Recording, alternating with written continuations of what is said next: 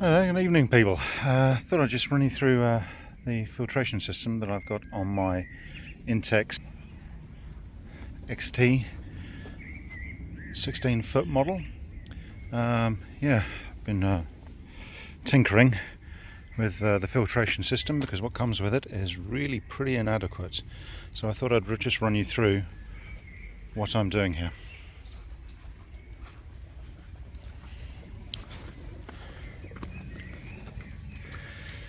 So the first thing that I installed to try and upgrade this filtration system is this Hayward copy widemouth skimmer, and the installation was pretty easy, and you can find plenty of videos on how they rock and roll, how to install them.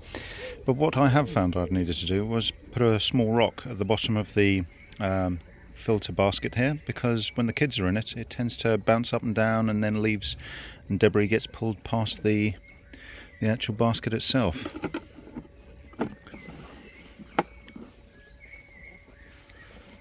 So then that's my first out from the system, comes down here, and I've got a valve here which allows me to increase or decrease the suction from the skimmer, specifically for when I have my second out here, which I use for my hoover. And again, because this is a tap up here, it's a valve, it allows me to regulate between the hoover and the skimmer. So both of those outs come down through this joint here, and it comes into our first new piece of upgrade kit, which is an inline leaf filter. From the leaf filter, it then runs up and into my second modification. I removed the original pump from the Intex system because I found it very loud and very bulky and not too easy to use, to be quite honest. This is a variable jecod marine pump, and it runs at 12,000 litres an hour, which for a pool this size is more than enough. The approximate volume of the pool is 22,000 litres. So this pump is down-rated at the moment, and I'll go into why I've had to down-rate this and not running it at 12,000 litres in a moment.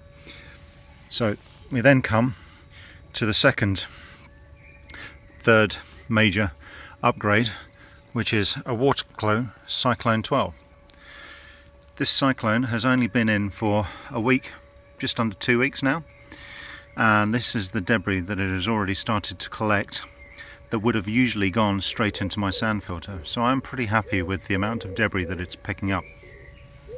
So the water comes up through the Cyclone, up and over, and I'm going to reinstate and put some additional insulation on this pipe here, and then it comes down into what is the original size supplied sand filter for this particular model of pool, and there's about 12 kilos of sand in this pool. This will be my next upgrade, and I'm probably going to be looking at 30 or 40 kilos, which I believe is a 16-inch size sand filter for a pool of this volume. So once it's gone through this, and the reason that I'm doing that, in fact, is because I'm still, despite the fact that I've got the waterco Cyclone in here, I'm still backwashing this filter far too regularly. It's at least once every 2 days. So from here we come out, and from here on in it's been insulated. So it comes down, and the first thing we hit is a bypass. At the moment the bypass is closed because we want the flow of the water to run out through a union valve here, which is fantastic because it will allow me to decouple everything. Then runs out up towards my heat pump. I have at the bottom over here, the very lowest point, a drainage valve, so I can empty all the system in all of this pipe back up to the filter. It then comes out of the heat pump nice and hot, and then returns down this side through the valves.